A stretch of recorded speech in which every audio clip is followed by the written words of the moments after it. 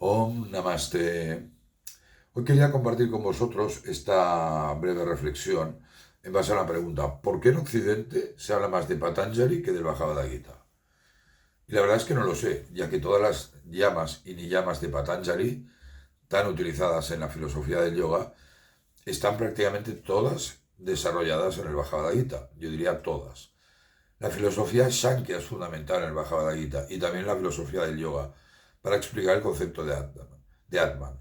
En el verso 39 del capítulo que precisamente se llama Shankya Yoga del Bhagavad Gita, el 2, Krishna le explica a Arjuna: así he puesto ante ti la actitud del conocimiento, el Shankya Yoga, sobre Atman.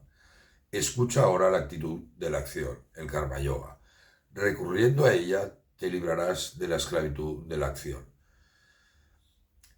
El Raja Yoga y las enseñanzas de Patanjali se basan en la antigua filosofía Shankya. Os leo un comentario de Swami Vivekananda sobre los Yoga Sutras de Patanjali. Y recordar que fue Vivekananda quien rescató tanto las Yoga Sutras como el Raja Yoga de la historia en el siglo XIX, sobre todo en sus viajes a Estados Unidos e Inglaterra y a través de sus numerosos ensayos que también los he traducido al español. Os leo. El sistema de Patanjali se basa en la filosofía de los Shankyas, siendo muy pocos los puntos de diferencia. Las dos diferencias más importantes son: primero, Patanjali admite un dios personal, en forma de un primer maestro, mientras que el único dios que admiten los Shankyas es un ser casi perfecto, temporalmente a cargo de un ciclo de la creación. En segundo lugar, los yogis sostienen que la mente es igualmente todo que impregna al alma o purusha, y los Shankyas no.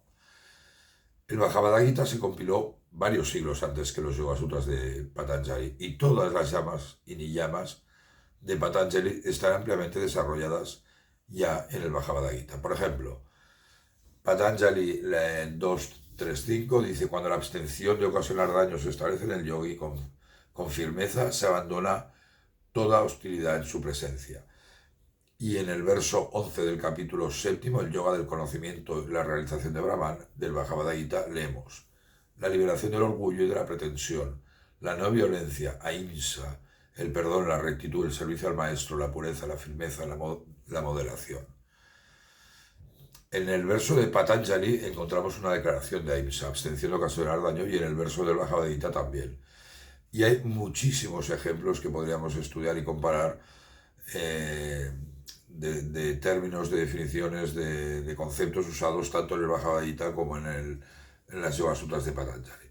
Y la pregunta, y os la hago directamente si me queréis contestar en comentarios, es: ¿por qué crees que en Occidente, en el yoga físico, todo el mundo habla de Patanjali y casi nadie del Bhagavad Gita? Si te ha gustado este vídeo, compártelo y suscríbete a mi canal. Muchísimas gracias. Om Namaste.